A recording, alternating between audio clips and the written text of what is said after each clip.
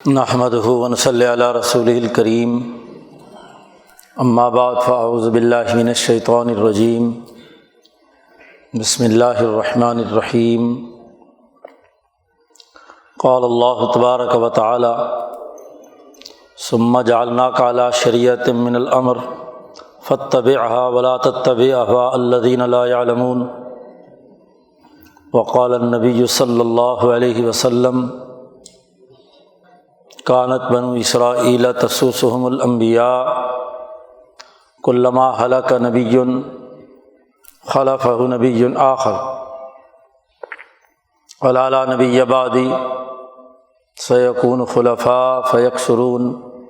وقال النبی صلی اللہ علیہ وسلم لا تزال طائفة من امتی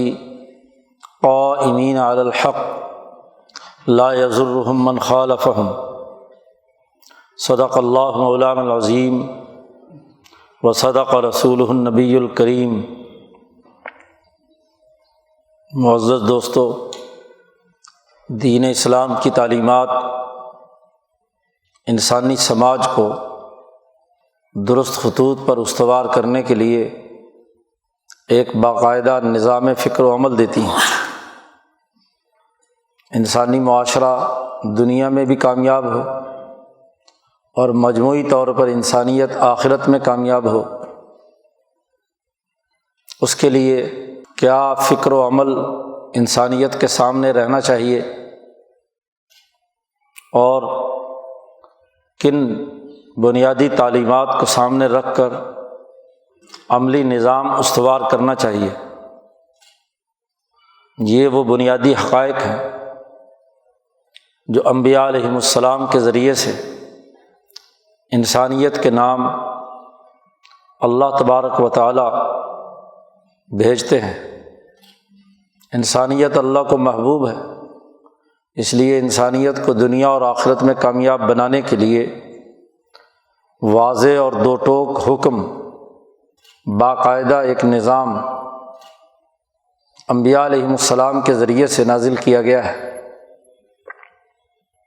حضرت الامام شاہ ولی اللہ دہلوی رحمۃ اللہ علیہ فرماتے ہیں کہ لیس فی دین اللہ جزاف، اللہ کے دین میں محض اندازے اور اٹکل سے کوئی کام نہیں ہوتا، بلکہ اللہ کا دین انسانی شخصیت کو مہذب بنانے اور نظم مملکت کو درست کرنے کے لیے باقاعدہ ایک کامل اور مکمل اور جامع نظام عنایت کرتا ہے۔ انبیاء علیہم السلام اس نظام کی وضاحت کرتے ہیں، اس کا عملی ڈھانچہ قائم کرتے ہیں۔ خاص طور پر انبیاء علیہم السلام میں سے حضرت موسیٰ علیہ السلام اور نبی الانبیاء حضرت محمد مصطفیٰ صلی اللہ علیہ وسلم کو یہ خصوصیت حاصل ہے کہ ان دونوں انبیاء علیہم السلام نے انسانیت کے لیے واضح اور دو ٹوک نظام بیان کیا ہے۔ سورۃ جاثیہ میں اللہ تبارک و تعالیٰ نے فرمایا ہے کہ ہم نے موسیٰ علیہ السلام کو کتاب دی تھی، وہ کتاب ہدایت اور رحمت تھی، اور واضح طور پر فرمایا کہ وَآتَيْنَاهُمْ بَيِّنَاتٍ مِّنَ الْأَمْرِ، امور مملکت اور نظم انسانیت قائم کرنے کے لیے ہم نے واضح اور دو ٹوک ہدایات انہیں دی تھیں۔ تورات وہ عظیم کتاب ہے جس نے اپنے دور میں انسانیت کی ترقی کا ایک جامع اور کامل نظام انسانیت کے سامنے رکھا تھا۔ کتاب وہ آئین اور دستور ہے جو انسانیت کی ترقی کے لیے استوار کیا گیا ہے۔ حضرت موسیٰ علیہ السلام کو خاص طور پر یہ واضح ہدایات دی، اور امام شاہ ولی اللہ فرماتے ہیں کہ انبیاء میں سے یہ دو ہی نبی ایسے ہیں کہ جنہوں نے انسانی معاشروں میں انقلابات برپا کیے ہیں، سیاسی نظام قائم کیے ہیں، نظم مملکت قائم کیا ہے، اجتماعی نظام بنائے ہیں، اس کے لیے باقاعدہ قانون سازی کی ہے، سسٹم تشکیل دیے ہیں اور انسانیت کو درست راستے پر ڈالا ہے۔ تورات نے آ کر بھی واضح اور دو ٹوک احکامات دیے، انسانیت کو مہذب بنانے اور انسانی معاشرے کو مطمئن اور پرامن معاشی خوشحالی پر مبنی سوسائٹی تشکیل دینے کا طریقہ کار وضع کیا۔ اور اس تمام کو بیان کرنے کے بعد اسی صورت میں اللہ نے فرمایا ثم جعلناک، حضرت موسیٰ علیہ السلام کے بعد ہم نے آپ کے لیے واضح طور پر یہ احکامات دیے ہیں، کتاب مقدس قرآن حکیم نازل کی ہے، علی شریعۃ من الامر، امور کو قائم کرنے کے لیے باقاعدہ شریعت کا ایک پورا نظام۔ شریعت کہتے ہیں کسی کام کو کرنے کے عملی پروسیجر متعین کرنا، طریقہ کار وضع کرنا، سسٹم بنانا، اس کے SOPs تشکیل دینا، کون کون سے امور کیسے سر انجام دیے جائیں گے، مثلا نماز کیسے پڑھی جائے گی، طہارت کیسے ہوگی، روزہ رکھنے کے بنیادی قواعد و ضوابط، اوقات و ایام کیا ہیں، حج کرنے کا باقاعدہ طریقہ کیا ہے، حکومت کرنے کے بنیادی اصول اور ضابطے کیا ہیں، سماج کی تشکیل کے لیے خرید و فروخت، لین دین، معاہدات نکاح و طلاق اور قومی اور بین الاقوامی معاملات طے کرنے کے ضابطے اور قوانین کیا ہیں۔ شریعت کا بنیادی موضوع ہی ہوتا ہے، انسانی زندگی کے جو بنیادی امور ہیں ان امور کا شرعی نظام، اس کی تفصیلات، اس کا سسٹم ہم نے آپ کو دیا ہے، جو حقائق کائنات اور صحیح علم پر استوار ہے۔ سسٹم وہی صحیح بنا سکتا ہے جس کے پاس چیزوں کا مکمل علم ہو، پورا ڈیٹا جمع ہو، اس کام کے تمام پہلو پیش نظر ہوں، اس کے متعلقات و لوازمات پر گہری نظر ہو، وہی صحیح سسٹم بنا سکتا ہے۔ تو اللہ تبارک و تعالیٰ نے حضرت محمد مصطفیٰ صلی اللہ علیہ وسلم سے کہا کہ آپ کو ہم نے یہ باقاعدہ ایک شرعی نظام علم کی اساس پر دیا ہے۔ آپ کو روک دیا گیا کہ ان لوگوں کی اتباع مت کیجیے،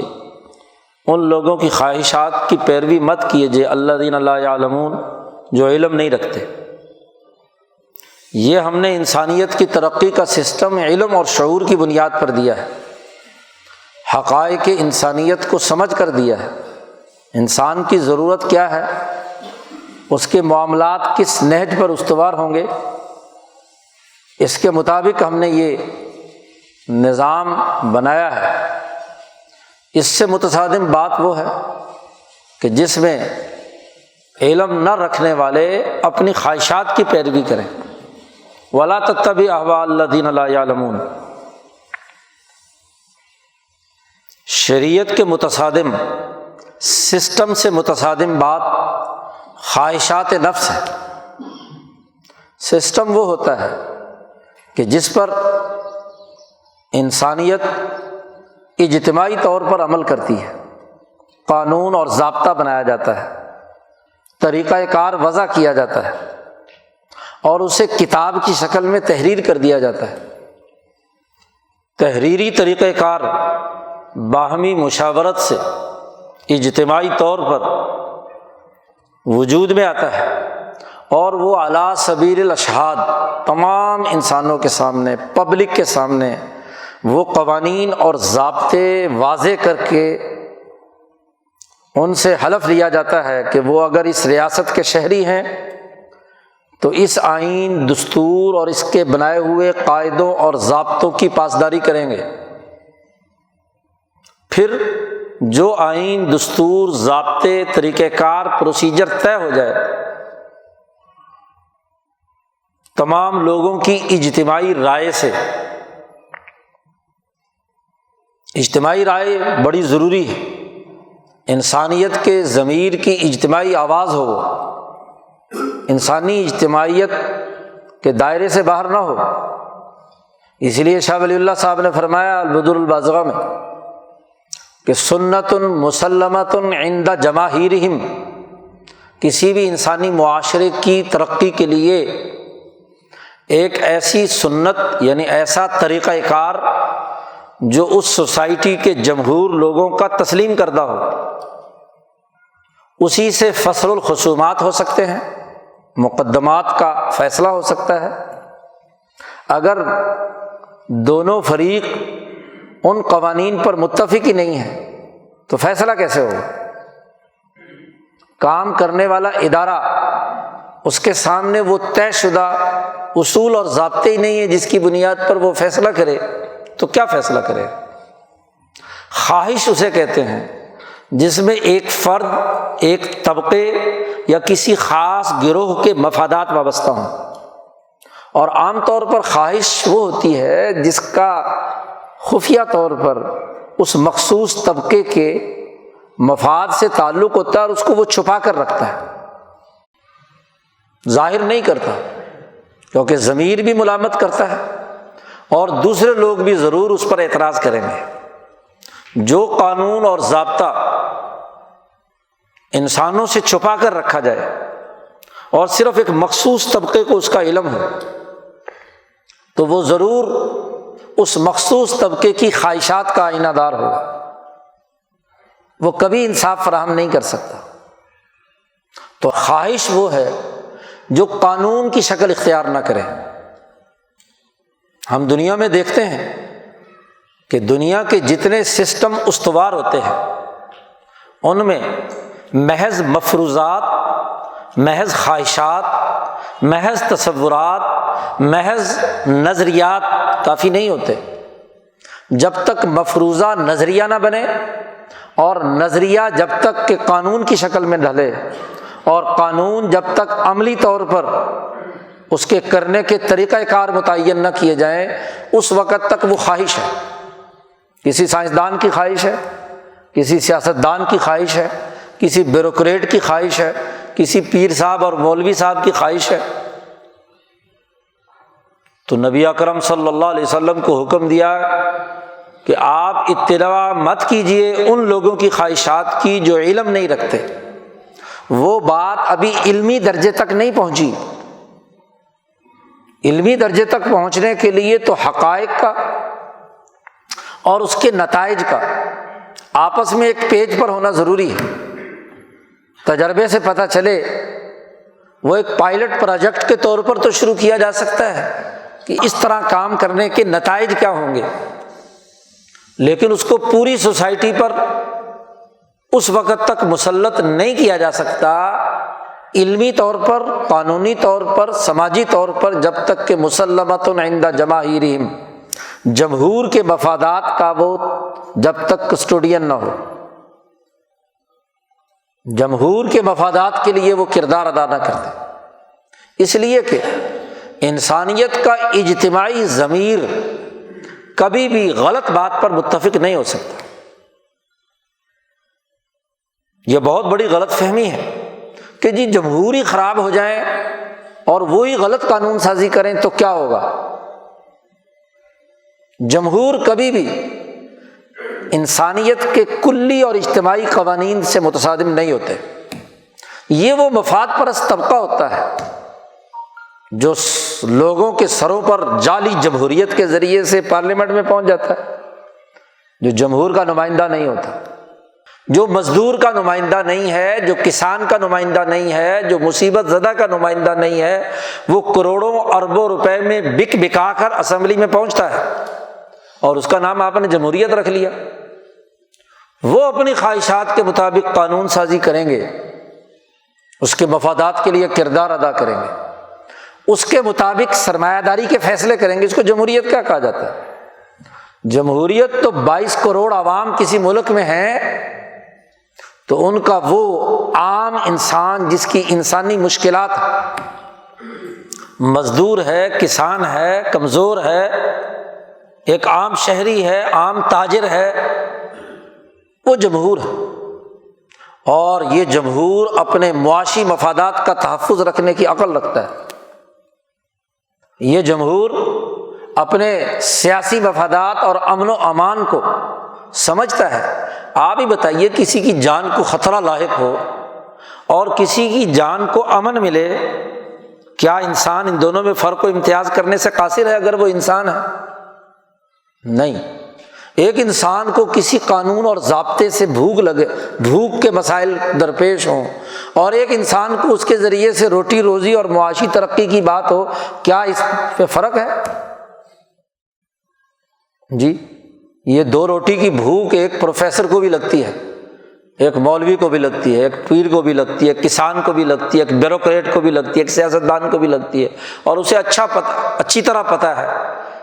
کہ اس بھوک مٹانے کا نظام کون سا ہے اور امن و امان قائم کرنے کا نظام کیا ہے۔ ہاں، پروپیگنڈے کے زور پر، دباؤ کے زور پر، ایک مخصوص طبقے کے مفادات کی بنیاد پر ان کی رائے بدل دی جائے، جیسے فرعون نے بدلنے کی کوشش کی۔ موسیٰ علیہ السلام نے جب حقائق انسانیت سامنے رکھے فرعون کے دربار میں، تو کیا کہتا ہے کہ اریکم ما ارا، تم وہ رائے رکھو جو میں رکھ رہا ہوں۔ تو رائے بدلنے کی کوشش کی، ان کو بے وقوف اور احمق بنایا۔ قرآن نے کہا فاستخف قومہ فاطاعوہ، اپنے قوم کو اس فرعون نے بے وقوف بنا دیا، ہلکا بنا دیا، اپنی رائے قائم کرنے نہیں دی۔ تو جب کسی سوسائٹی پر فرعونی جبر ہو تو پھر تو رائے خراب ہو سکتی ہے جمہور کی، لیکن اگر اس کو آزاد کر دیا جائے تو وہ اس کی رائے کبھی بھی انسانیت کے خلاف، شریعت کے خلاف، دین کے خلاف نہیں ہو سکتی۔ یاد رکھیے، پارا فری کر دیا جائے تو وہ اپنی اصل پر آ جاتا ہے، شمالاً اور جنوباً، اور اگر اس کو کسی پریشر سے روک لیا جائے، جبر سے روک دیا جائے، تو وہیں رک جائے گا۔ اس لیے انبیاء علیہ السلام آ کر فرعونی جبر ختم کرتے ہیں، توڑ دیتے ہیں، انسانیت آزاد ہو، حریت پیدا ہو، اور اس حریت کی اساس پر وہ رائے قائم کرے، اور وہی رائے سنت مسلمۃ عند جماہیرہم۔ جی، چونکہ جبر سے ان کی رائے روک دی گئی، اس لیے انہیں دوبارہ موقع دیا گیا آزادی کے ساتھ رائے قائم کرنے کا۔ موسیٰ علیہ السلام نے فرعون کے جبر سے جب بنی اسرائیل کو آزادی دلائی، انہوں نے اپنی آنکھوں سے فرعون کو دریائے نیل میں غرق ہوتے ہوئے دیکھ لیا، بحیرہ قلزم میں غرق ہو رہا ہے،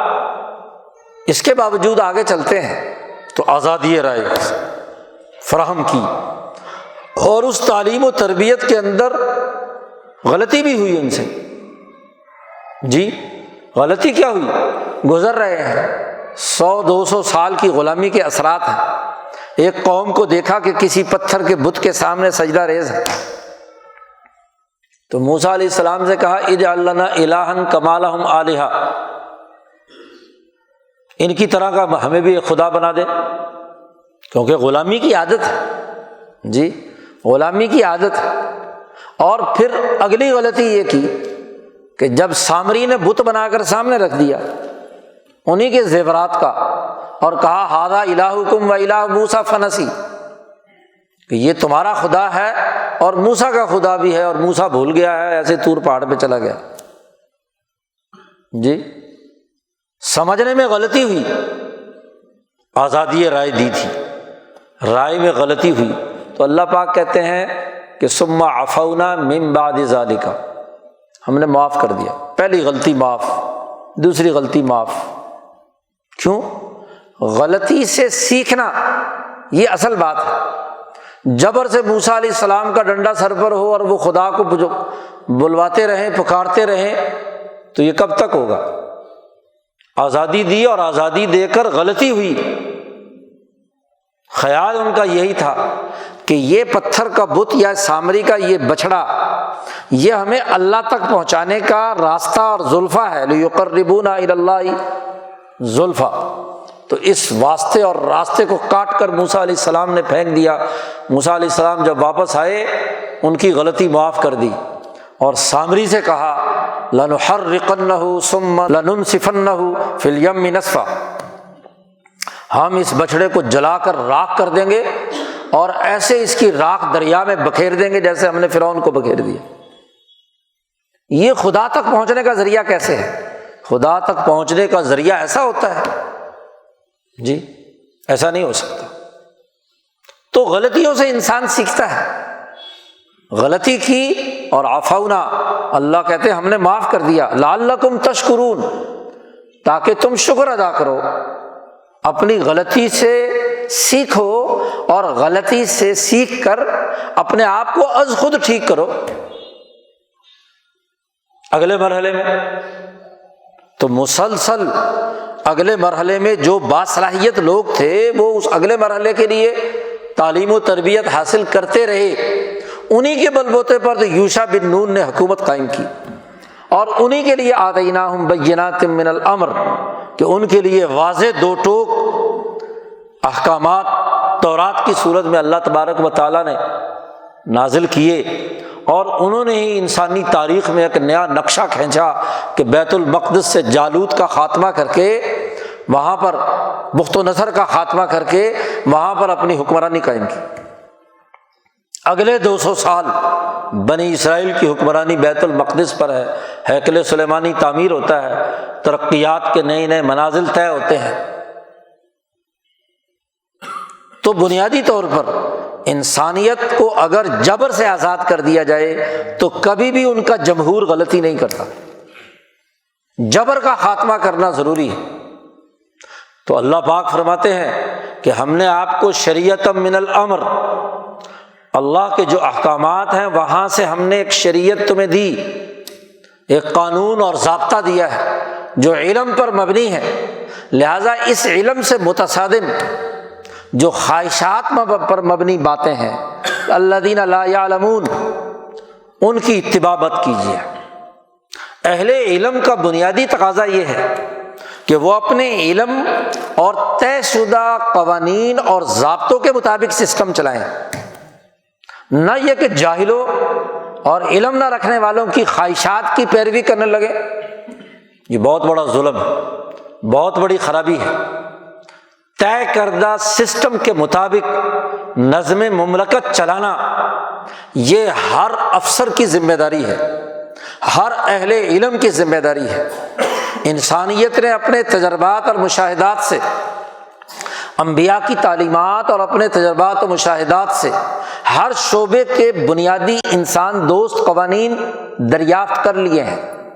میڈیکل سائنسز میں کیا کیا ہونا چاہیے، ایک ڈاکٹر کو بلا تفریق رنگ نسل مذہب انسانیت کے لیے کام کرنا ہے، اس کا وہ حلف اٹھاتا ہے،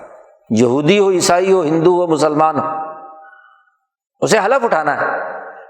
کہ وہ انسانی بنیادوں پر انسانی مرض تلاش کرے گا اور اس کا علاج کرے گا۔ وہ ذاتی مفادات اور گروہی مفادات کو بروئے کار نہیں لائے گا۔ جو میڈیکل سائنسز کے دریافت شدہ قوانین علمی درجے پر ثابت ہو چکے ہیں وہ ان تمام SOPs کی پابندی کرے گا۔ اسی طرح نظم مملکت چلانے کے لیے جو انتظامی امور ہیں وہ بھی انسانیت نے مسلسل تجربے سے حاصل کر کے، مشاہدات سے، تجربات سے قانون ضابطوں کی شکل میں مرتب اور مدون کیے ہیں، اور اگر نہیں کسی معاشرے نے کیے، کسی جبر کی وجہ سے کسی مخصوص طبقے کے مفادات کے قوانین بنا لیے ہیں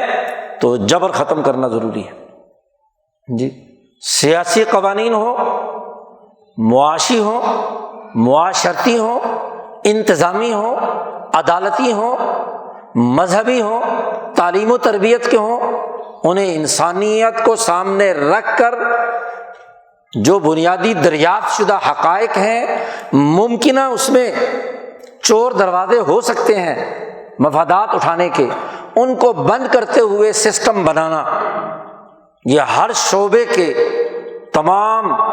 اہل علم کا بنیادی تقاضا ہے، اور بنا کر ان کو باقاعدہ عوام کو بتلایا جائے، پبلک کو بتلایا جائے کہ یہ قانون اور ضابطہ ہے، اس کی خلاف ورزی کرنے پر یہ سزا ہے اور اس پر عمل درآمد کرنے کا یہ فائدہ ہے۔ قانون کا مطلب سوسائٹی کو مہذب بنانا ہے۔ قانون بنا کر چھپا کر رکھ لیا جائے، جہاں چاہا اطلاق کر لیا، جہاں چاہا دوسرا سرکولر نکال لیا۔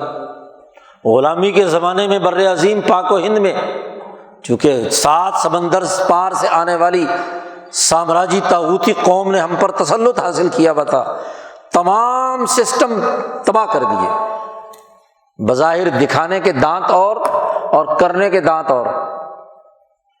کھانے کا طریقہ کار اور، رشوت، لوٹ مار، کرپشن، اس کو قانونی شکل دے دی، قوانین اور ضابطے من مرضی کے جاری کر دیے، بہت سے نظائر بنا دیے، بہت سے سرکولر جاری کر دیے، جس طرح کا سائل آئے، جس طرح کے وہ پیسے دے یا نہ دے اس کے مطابق سرکولر نکال کر فیصلہ۔ یہ جرم ہے، یہ تو خواہشات کی پیروی ہے، یہ تو اپنی خواہشات کے مطابق اقدامات ہیں۔ ہر افسر کو قانون کا پابند ہونا ہے، ہر ڈاکٹر کو اپنے SOPs کا پابند ہونا ہے۔ وہ اگر فارماسیوٹیکل کمپنیوں کا ایجنٹ بن کر کام کرے، وہ اپنے مریضوں کو لوٹے، ان کے بلا وجہ ٹیسٹ کرائے، ان کے اوپر ظلم تھوپے، تو مجرم ہے۔ اس نے تو خواہشات کی پیروی کی ہے، خواہ اپنی خواہشات کی پیروی کی یا کسی کمپنی کے ایجنٹ بن کر کارروائی کی ہے۔ ایک انجینئر کا کام ہے کہ اپنے علم کے مطابق جو قانون سنت مسلمۃ عند جماہیرہم، جو شریعت من الامر طے شدہ ہو گیا ہے، اس کے مطابق وہ پروجیکٹ کو پایا تکمیل تک پہنچائے۔ وہ کسی کے مفاد کی وجہ سے سیمنٹ تھوڑا ڈال دے، سریا تھوڑا ڈالے، بلڈنگ جو ہے اس کو ناقص بنائے، کرپشن اور لوٹ مار کرے، تو اس نے اپنے علم کے مقابلے پہ اپنی خواہشات کی پیروی کی ہے، وہ اعلی کار بنا ہے۔ ایک انتظامی افسر وہ اپنی انتظامی صلاحیتوں کو لوگوں کی جیبوں سے پیسے نکلوانے، اپنے باس کے لیے رشوت اکٹھی کرنے، اس نظام کے لیے مفادات اٹھانے کا کام کرتا ہے، اور جو انتظامی ضابطے بنے ہوئے ہیں، صحیح ہیں اور درست ہیں، ان کی پیروی نہیں کرتا۔ تو اس کا مطلب یہ ہے کہ وہ اتباع کر رہا ہے احواء الذین لا یعلمون۔ کیا کریں جی؟ ڈاکٹر صاحب کہتے ہیں جی بڑی مجبوری ہے کہ جی ایک جاہل آدمی آتا ہے، کہتا ہے جی میرا علاج تو جب تک بوتل نہیں لگائیں گے مجھے تو میرا علاج نہیں ہوگا۔ اسے پتا ہے کہ بوتل لگنی ہے یا گولی سے ٹھیک ہو جائے گا، اسے پتا ہے کہ اسے جی آکسیجن لگانی ہے یا نہیں لگانی، وینٹیلیٹر پر ڈالنا ہے یا نہیں ڈالنا۔ تمہاری دیانتداری کیا ہے؟ تمہارا ضابطہ کیا ہے؟ تمہاری ذمہ داری ہے کہ تم ان سے اس کے مطابق کردار ادا کرو۔ حتیٰ کہ نبی اکرم صلی اللہ علیہ وسلم نے فرمایا کہ تاجر بھی اپنی تجارت کے اندر اس کے مال میں کوئی عیب ہے تو اسے بتائے، جی بتلائے کہ بھائی یہ کمی ہے، لینا چاہتے ہو تو لے لو، یہ اس کے پیسے ہیں۔ اور اگر وہ خفیہ طور پر چھپا کر اس کو کوئی چیز بیچتا ہے یا کوئی خریدار کسی مالک سے اسی طرح دھوکہ دہی دے کر خریدتا ہے تو دونوں غلط ہیں۔ معاملات کا دو ٹوک علم پر مبنی ہونا ضروری ہے۔ علم کو اگر ختم کر دیا درمیان میں سے، محض خواہشات کی بنیاد پر بات ہوئی تو یہ جرم ہے۔ شریعت صرف یہی نہیں کہ نماز پڑھنے کا طریقہ بیان کیا، شریعت صرف یہی نہیں کہ نماز، روزہ، حج بتلایا، شریعت معاملات، سیاست، معیشت، انتظامی امور، طبی امور، سوسائٹی کے سماجی زندگی سے متعلق امور، مکانات بنانا، سڑکیں بنانا، انتظامی ذمہ داریاں نبھانا، یہ تمام کی تمام کی ایک شریعت ہے۔ اور وہ شریعت انسانیت کے لیے آسانی پیدا کرے، ارتفاقات پیدا کرے، تو وہ شریعت درست ہے، اور اس شریعت پر عمل کرنے والا اسی طرح اجر و ثواب کا مستحق ہے جیسے نماز پڑھنے والا ہے، کوئی فرق نہیں ہے۔ اس نے انسانیت کی خدمت کا نظام بنایا ہے، انسانیت کی ترقی کا پہلو اختیار کیا ہے، اس لیے واضح طور پر فرما دیا۔ اور ایک اور تنبیہ کی کہ وہ جاہل، وہ خواہش پرست انہم لن یغنوا عنک من اللہ شیئا، یاد رکھو نبی اکرم صلی اللہ علیہ وسلم سے کہا جا رہا ہے آپ کو یہ خواہش پرست اگر آپ ان کی اتباع کریں گے تو یہ اللہ کے مقابلے میں آپ کو کوئی فائدہ نہیں پہنچائیں گے۔ اللہ کے حضور تمہیں حاضر ہونا ہے، تم نے اپنے طے شدہ نظام کے مطابق کردار ادا کرنا تھا، تم نے انسانیت کی بھلائی کے لیے کام کرنا تھا اور تم نے یہ نہیں کیا، تو جب اللہ کی پکڑ آئے گی، تمہارے اس عہدے کی پوچھ ہوگی، تمہاری ان ذمہ داریوں سے جواب دہی مانگی جائے گی، تو یہ جتنے خواہش پرست جو تم سے کام کرواتے رہے ہیں، جال سازی کے، فراڈ کے، کرپشن کے، اپنی خواہشات کی پیروی کرنے کے، آپ کو اے محمد صلی اللہ علیہ وسلم آپ کو یہ کوئی فائدہ نہیں دیں گے۔ اور جب نبی اکرم صلی اللہ علیہ وسلم کو کوئی فائدہ نہیں دیں گے تو اور کون سا افلاطون ایسا ہے کہ جو کہے کہ ہاں جی مجھے تو میں تو بچ جاؤں گا وہاں، جی لن یغنوا عنک من اللہ شیئا۔ اور پھر اگلی ایک اور بات فرمائی وَإِنَّ الظَّالِمِينَ بَعْضُهُمْ أَوْلِيَاءُ بَعْضٍ، یہ جتنے ظالم ہیں جو خواہشات کی پیروی کرتے ہیں، علم کے خلاف غلط سسٹم بناتے چلاتے جبر کرتے ہیں، یہ سب ایک دوسرے کے یار ہیں، سب ظالم ایک دوسرے کے دوست ہیں، کوئی فرق نہیں ہے یہ کہا جائے یہ چھوٹا ظالم ہے اور یہ بڑا ظالم ہے، یہ چھوٹا افسر ہے یہ بڑا افسر ہے۔ ظالمین بعضهم اولیاء بعض، یہ گہرے دوست ہیں، بظاہر تمہارے سامنے اپنے پارٹیوں کے ناموں سے جھگڑتے ہیں، وہ فلانی پارٹی کا ہے وہ فلانی پارٹی کا ہے، ظاہری طور پر لڑ رہے ہیں، لیکن اس غلط سسٹم کے تمام محافظ ہیں، ان کے خواہشات کو کوئی نقصان نہیں پہنچنا چاہیے، یہ اس بات پر متفق ہیں۔ دیکھ لو ابھی پیٹرولیم کمیشن کی رپورٹ آئی ہے، سارے کے سارے ہاں جی آئل کمپنیوں سے وابستہ اپوزیشن کے بھی ہیں، نون لیگ کے بھی ہیں، پیپلز پارٹی کے بھی ہیں، تحریک انصاف کے بھی ہیں، اور ماشاءاللہ اسلامی پارٹیوں کے بھی سب ہیں جی، سب نے کیا بہتی گنگا میں ہاتھ دھوئے ہیں، فراڈ کیا، دھوکہ دیا، طے شدہ قوانین اور ضابطوں کی خلاف ورزی کی۔ اوگرا نے جو قوانین بنائے انہیں اپنے ہی بنائے ہوئے قوانین کی خلاف ورزی کی جا رہی، یہ عجیب تماشا ہے جی۔ قرآن حکیم نے دوسری جگہ پر ایک بڑا نقشہ کھینچا ہے، اس بڑھیا کی طرح مت ہو کہ جو بڑھیا جس نے سوت کاتا، التی نقضت غزلها من بعد قوت انکاسا، خود سوت کاتا اور پھر اگلے دن اسی کو توڑ کر اس کو ٹکڑے ٹکڑے کر دیا، خود ہی قانون بنائے، ایس او پیز بنائے، سسٹم بنائے، سود کاٹنے کی طرح ہے نا، اٹی بنائی،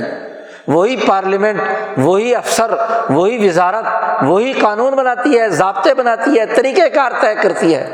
اور پھر اس کے بعد اسی کو اگلے دن توڑتی ہے، رولز لیکس ہو جاتے ہیں، اور اس کے بعد کیا ہے جو مرضی کر لو۔ شوگر کمیشن کی رپورٹ آئی آپ کے سامنے ہے، تمام پارٹیوں کے تمام لیڈروں نے مفادات اٹھائے ہیں، ان الظالمین بعضهم اولیاء بعض، ظالم ایک دوسرے کے دوست، سارے خواہش پرست اکٹھے ہو گئے، مافیات وجود میں آ گئے، اور وہ اپنے مفادات کے خلاف کوئی بات کرنے کے لیے تیار نہیں، ظلم کے یاروں کے مافیا بن گئے۔ وکیل جو قانون کے پابند تھے، انسانیت کے لیے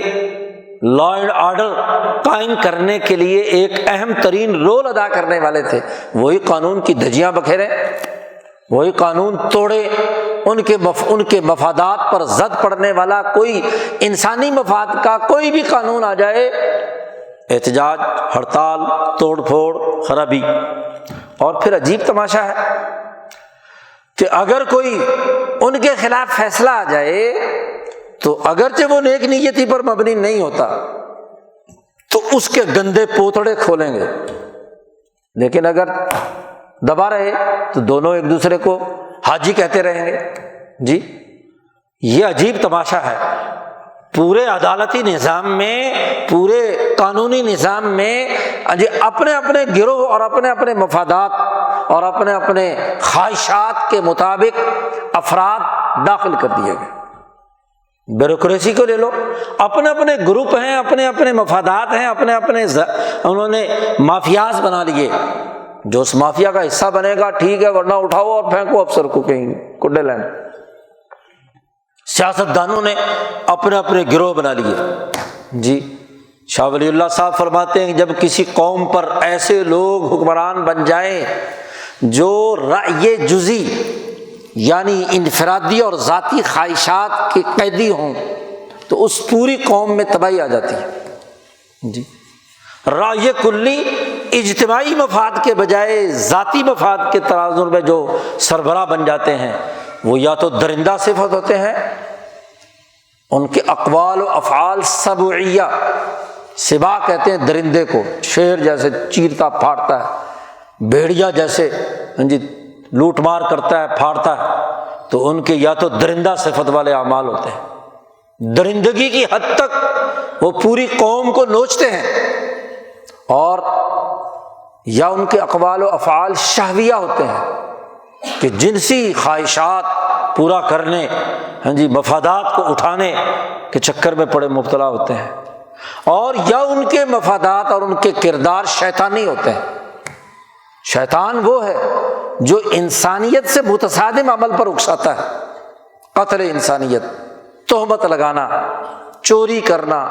ڈاکہ ڈالنا، یہ انسانی اعمال نہیں ہے، انسانی فطرت کے تقاضے نہیں ہیں۔ وہ ان اعمال کو سوسائٹی میں مسلط کرتے ہیں، اس کے مطابق گروہ بن جاتے ہیں، کوئی درندہ صفت گروہ، کوئی خواہش پرست گروہ، شہوات میں مبتلا گروہ، کچھ جو ہے وہ انسانیت دشمنی یعنی شیطانی مفادات کے مطابق شیطانوں کے اعلی کار، بڑے شیطان کے اعلی کار بن کر شیاطین الجن والانس بن جاتے ہیں۔ تو شریعت وہ ضابطہ ہے جو علم پر مبنی ہو اور جمہور کا تسلیم شدہ ہو، اور اس سے متصادم وہ عمل ہے جو گروہی ذاتی مفادات اور ان کی خواہشات پر مبنی ہو۔ تو دو ٹوک حکم دیا گیا ہے نبی اکرم صلی اللہ علیہ وسلم اور آپ کی پوری جماعت کو کہ آپ سب مل کر، آپ کی ذمہ داری ہے کہ اس ظلم کے جو اولیاء اور آپس میں یارانے ہیں اس کو توڑنا، اور اس کے مقابلے میں علم کی بنیاد پر جو شرعی نظام، جو ضابطے متعین کر دیے گئے ہیں ان ضابطوں کی پاسداری کرنا۔ جمہور کا اس پر اتفاق ہے، نماز پر دنیا کے ہر مذہب کا اتفاق ہے، روزہ ہر مذہب میں رکھا جاتا ہے، حج کا بنیادی تصور تمام مذاہب میں ہے، انسانیت کا اجماع ہے۔ جی اسی طریقے سے زکوٰۃ اپنے مال میں سے کچھ نکال کر لوگوں پر خرچ کرنا، غریبوں پر خرچ کرنا، ہر مذہب اور دنیا کے ہر ایک نظام میں چیریٹی کا یہ سلسلہ ضرور ہے۔ انسانیت متفق ہے، تو یہ متفقی بات ہے نا، جس کا نظام عملی طور پر اس کے پروسیجر نبی اکرم صلی اللہ علیہ وسلم نے بیان کر دیے یا موسیٰ علیہ السلام نے اپنے دور میں بیان کیے۔ جی اسی طریقے سے انسانیت کے لیے حکومت کا ہونا، قصاص کے قانون کا نافذ ہونا، انسانی حدود اور ترقیات کا نظام بنانا، معاشی خوشحالی کا سسٹم بنانا، سیاسی امور سر انجام دینا، امن و امان کو یقینی بنانا، یہ سب کا سب شریعت کا نظام ہے جو علم کے درجے تک پہنچی ہوئی معلومات کو اکٹھا کر کے اپنے دور کے تقاضوں کے مطابق انسانیت کی ترقی کا سسٹم بنانا ہے۔ یہ موجود ہو تو سوسائٹی ترقی کرتی ہے، اور اگر ایسا نہیں اور اس کے مقابلے میں کچھ مفاد پرست لوگوں کی خواہشات، ان کی تمنائیں ہیں، ان کی آرزوئیں ہیں، تو جو چیز قانون اور علم کے درجے میں نہیں پہنچی وہ خواہش ہے، کسی ممبر اسمبلی کی خواہش ہے، کسی انتظامی افسر کی خواہش ہے، کسی وکیل کی خواہش ہے، کسی جج کی خواہش ہے، کسی پیر کی خواہش ہے، کسی مولوی کی خواہش ہے، کسی محتمم کی خواہش ہے، کسی اور افسر کی خواہش ہے، کسی پروفیسر کی خواہش ہے۔ خواہشات کا کوئی اعتبار نہیں، یہ تو تمنائیں ہیں اور آرزوئیں ہیں۔ اللہ پاک نے واضح طور پر صحابہ کو مخاطب کر کے کہا ہے کہ دیکھو تمہاری تمناؤں کا بھی اعتبار نہیں ہے اور نہ اہل کتاب کے تمناؤں کا اعتبار ہے۔ لیس بامانیکم ولا امانی اہل الکتاب، تمہاری آرزوئیں، تمہاری خواہشات، تمہاری تمنائیں اس کا کوئی اعتبار نہیں جب تک کہ تمہاری وہ آرزو، تمہاری وہ رائے، تمہاری وہ خواہش قانون کے درجے میں نہ ڈھلے، علم کے درجے میں نہ آئے، پبلک اس سے مطمئن نہ ہو، اس وقت تک تمہاری خواہش ہے، تمہاری اعتبار کوئی نہیں ہے۔ شریعت وہی ہے جو انسانیت کی ترقی کا راستہ کھولے، اور اگر وہ انسانیت پر ظلم کا راستہ کھولتی ہے تو ان الظالمین بعضهم اولیاء بعض، وہ شریعت نہیں ہے، وہ من پسند فرقہ وارانہ گروہی مفادات کا اسیر ہے، وہ انسانیت کے لیے ظلم کی راستہ بنانے والا ہے۔ وہ اولیاء ہیں جو ظلم کی بنیاد پر اکٹھے ہو گئے اور انہوں نے ایک ظالمانہ قانون، ظالمانہ سسٹم، ظالمانہ طریقہ کار اختیار کر لیا، جیسے فرعون نے کر لیا تھا اپنے دور میں، اور ابو جہل نے کر لیا تھا اپنے دور میں، یا آج دنیا میں 200 سال سے برطانوی سامراج اور یورپین بھیڑیوں نے آج امریکہ کی سربراہی میں پوری دنیا کو ظلم کے نظام کے اندر پرویا ہوا ہے۔ IMF کے ذریعے سے ملکوں کی معیشت کنٹرول کی جاتی ہے، ورلڈ بینک کے ذریعے سے ملکوں کے اسٹیٹ بینک کنٹرول کیے جاتے ہیں، ہاں جی، عالمی خارجہ پالیسی کے ذریعے سے غلام ملکوں کی خارجہ پالیسی متعین کی جاتی ہے، ان کے سسٹم بنائے جاتے ہیں، ان کو دباؤ میں رکھا جاتا ہے، وہ آزادی اور حریت سلب کر لی جاتی ہے۔ اس لیے انبیاء علیہم السلام آ کر اس طرح کے طاغوت کو پہلے راستے سے ہٹاتے ہیں، ظلم کے مقابلے پر حریت کا درس دیتے ہیں، اپنی قومی آزادی کے لیے لوگوں کو ابھارتے ہیں، اور اس قومی آزادی کی اساس پر انسانیت کے لیے ایک ترقی یافتہ نظام بناتے ہیں۔ جو خود آزاد نہ ہو وہ اپنے فیصلے کیسے کرے گا؟ وہ تو دوسروں کی ڈکٹیشن پر فیصلے کرے گا۔ اگر پارلیمنٹ یہ کہے کہ یہ قانون فیٹف کی وجہ سے ہم بنا رہے ہیں، اس نے ہمیں کہا ہے، قانون سازی کرتے ہوئے اس کے سرنامے میں لکھے، تو وہ آزادی کا فیصلہ ہے۔ تمہاری ضرورت نہیں ہے، تمہیں مالیاتی ڈسپلن قائم کرنے کی ضرورت نہیں ہے، تم فراڈ کرتے رہو، دھوکہ دیتے رہو، ادھر ادھر سے کیا مال بناتے رہو، اور دنیا کے 35-40 ملک مل کر تم پر دباؤ ڈالیں، اور وہ بھی کسی مفاد کی وجہ سے، اپنے مفاد کی وجہ سے، اور پھر تم قانون بناؤ۔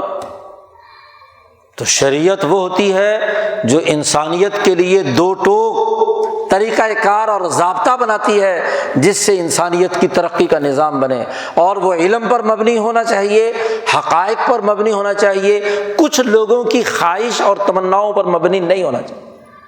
یہ بنیادی اصول اور ضابطہ ہے۔ اب اس تناظر میں اگر آپ اپنی سوسائٹی کا جائزہ لیجئے، اپنے معاشروں کا جائزہ لیجئے، گرد و پیش کے حقائق کو پرکھیے، یہ وہ شعور ہے جو قرآن حکیم اپنے ماننے والوں کو منتقل کرنا چاہتا ہے۔ جتنا شعور بلند ہوگا، گرد و پیش کے حقائق کا جائزہ ہوگا، دین اور شریعت کی حقانیت واضح ہوگی، اور خواہشات کی پیروی کرنے والے ظالم لوگوں کا ظلم، ان کا تکبر، ان کے مفادات سے وابستگی سامنے آئے گی، اور پھر انسانیت کا ضمیر تقاضا کرتا ہے کہ وہ اس ظلم، بد امنی، قتل و غارت گری، دہشت گردی کے نظام سے چھٹکارا حاصل کرے، اور آزادی اور حریت اور انسانیت کی ترقی کے بہترین سسٹم کو قبول کر کے اپنی دنیا اور آخرت کے لیے کردار ادا کرے۔ خالی دعائیں پڑھتے رہتے ہیں، ربنا آتنا فی الدنیا حسنہ، دنیا میں حسنہ اور آخرت میں حسنہ چاہیے ہے، تو اس کے لیے یہ شعور ضروری ہے۔ صرف زبانی کلامی حلق سے اوپر مانگنا کیا حیثیت رکھتا ہے؟ اگر تقاضا تم چاہتے ہو کہ دنیا بہتر ہو، تو دنیا کو بہتر بنانے کے لیے جو طریقہ کار حضرت محمد مصطفیٰ صلی اللہ علیہ وسلم نے انسانیت کی ترقی کا دیا ہے، اس کو سمجھو تو صحیح۔ الذین لا یعلمون کی طرح محض خواہشات ہیں کہ اللہ میاں جنت دے دے، دوزخ سے نجات دلا دے، دنیا کی جہنم پیدا کر رکھی ہے اور آخرت کی جنت مانگ رہے ہیں۔ دوزخ سے تو دوزخ پیدا ہوتی ہے اور جنت سے جنت پیدا ہوتی ہے۔ دنیا کو جنت بناؤ گے، ایک صحیح سسٹم کے تحت انسانیت کی خدمت کا نظام بناؤ گے تو آخرت کی جنت ملے گی، اور اگر دنیا جہنم بنا رکھی ہو جھوٹ سے، بددیانتی سے، ظلم سے، بد امنی سے، لوٹ مار سے، انسانیت دشمنی سے، تو آخرت کی کس جنت کا ٹکٹ تقسیم کر رہے ہو تم؟ اپنی خواہشات کو کنٹرول کرنا، اپنی تمناؤں اور آرزوؤں کے بجائے حقائق کا سامنا کرنا اور اس کے مطابق شعور پیدا کرنا اور کردار ادا کرنا، یہ ایک مسلمان کی، قرآن کو ماننے والے کی بنیادی ذمہ داری ہے۔ اللہ تعالی ہمیں دین اسلام کو سمجھنے اور اس کے مطابق عمل کرنے کی توفیق عطا فرمائے۔ وآخر دعوانا الحمد للہ رب العالمین۔